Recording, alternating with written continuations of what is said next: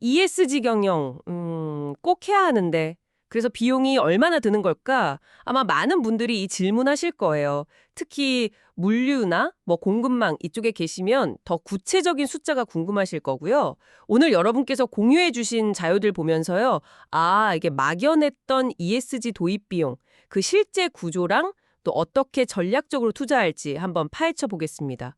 특히 물류 공급망 관점에서요. 실제 사례도 좀 보고요.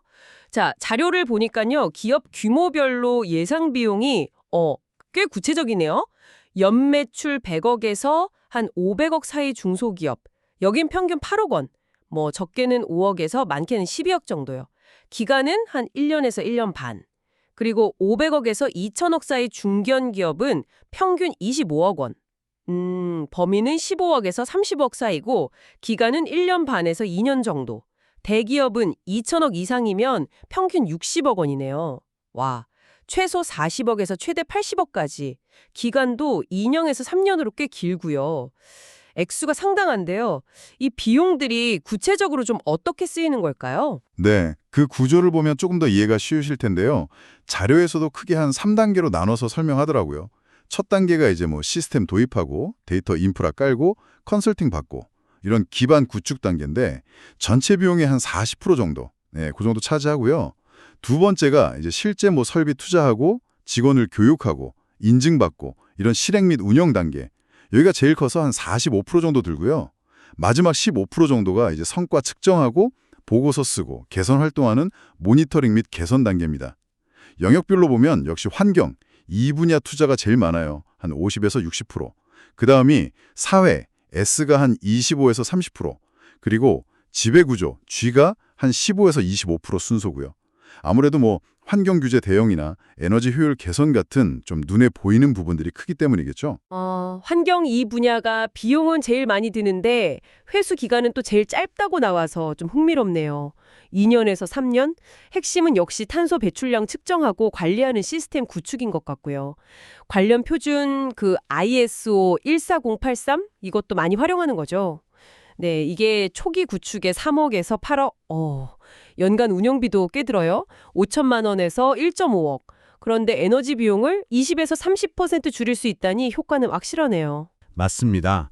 초기 투자 부담은 좀 있어도 에너지 절감 효과가 바로 나타나니까 우선순위가 높을 수밖에 없어요. 그리고 탄소 배출량 측정은 규제 때문에라도 이제 거의 필수가 됐고요. 그 다음으로 고려해 볼 만한 게 에너지 효율 개선, 그리고 좀 더 길게 보면 재생에너지 전환이나 친환경 운송수단 도입 이런 순서가 되겠죠. 물류센터 지붕에 태양광 설치한다거나 전기 트럭 도입하는 사례들이 점점 많아지고 있잖아요. 그렇군요. 그럼 사회, S 영역은 어떤가요? 이건 비용 절감 효과가 바로 보이진 않을 것 같은데. 네. S 영역은 사실 당장의 비용 절감보다는 좀 더 장기적인 가치 창출에 가깝죠. 직원 복지나 다양성 존중, 또 안전한 작업 환경 만드는 거, 그리고 특히 중요한 게 공급망 내 협력사들 있잖아요. 그 협력사들하고 같이 성장하고 윤리 경영 실천하는 거, 이런 부분들이죠. 자료를 보니까 이런 투자가 결국 이직률을 낮춰서 연간 수억 원씩 채용 비용을 아끼고요. 직원들 만족도가 올라가니까 생산성도 한 5에서 10% 높아지고 결국 브랜드 이미지까지 좋아지는 그런 측정 가능한 효과로 이어진다고 하더라고요. 여기서 한번 여쭤보고 싶네요. 여러분 회사에서는 공급망 파트너들의 ESG 수준 이거 어떻게 관리하고 계신가요? 앞으로는 이게 진짜 중요해질 겁니다. 마지막으로 지배구조, G 영역. 이건 투자 비중은 제일 낮지만 15에서 25% 신뢰도랑 직결되는군요. 투명한 이사회 운영이나 윤리 강령, 정보 공개 강화 같은 것들. 근데 자료에 재밌는 내용이 있더라고요. 기업 신용 등급이 개선되면 자금 조달 비용이 확 줄어든다는 거요. 부채가 한 1,000억 원 정도 있다면 연간 수십억 원을 아낄 수도 있다니.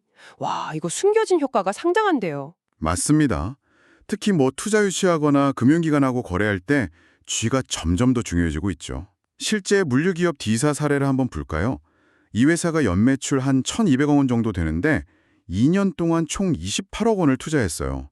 내용을 보면 환경, 이쪽에 18억, 이게 탄소 측정하고 친환경 차량 도입하고 물류센터 효율화 같은 거고요. 사회, S쪽에 7억, 배송기사님들 복지나 안전관리 강화, 그리고 지배구조, G쪽에 3억, 디지털 거버넌스나 데이터 도안 강화 이렇게 투입했죠. 그래서 결과가 어땠나요?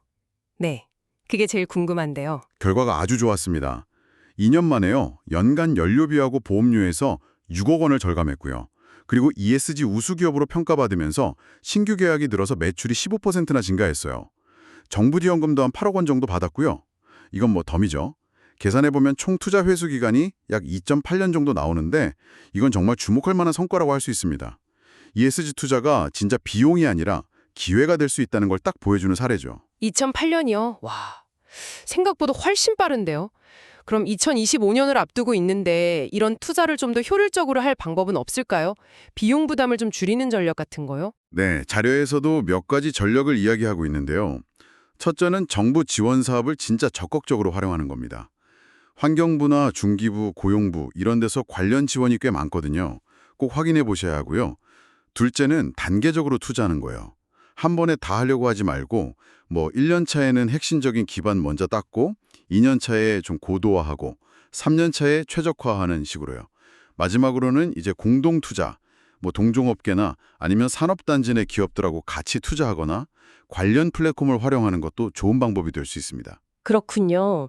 정부 지원 활용, 단계적 투자, 그리고 공동 투자. 네, 기억해두면 좋겠네요. 네. 그래서 정리를 좀 해보면요. ESG 투자는 이제 더 이상 뭐 막연한 비용 부담으로만 볼 게 아니라는 거죠. 환경, E는 효율성을 높여서 비용을 절감하고, 사회, S는 우리 인적 자원 경쟁력을 키우고 브랜드 가치를 높이고요. 또 지배구조 G는 신뢰도를 높여서 재무 건전성까지 강화하는, 이렇게 다 측정 가능하고 계획적인 그런 전략적 투자라는 점을 기억하시면 좋겠습니다. 오늘 ESG 투자를 주로 비용 그리고 그 회수 관점에서 살펴봤는데요. 마지막으로 이런 질문 한번 던져보고 싶습니다. 단순히 비용을 관리하는 걸 넘어서요. 여러분의 공급망 전체에 걸쳐서 ESG 경쟁력을 선제적으로 강화하는 것.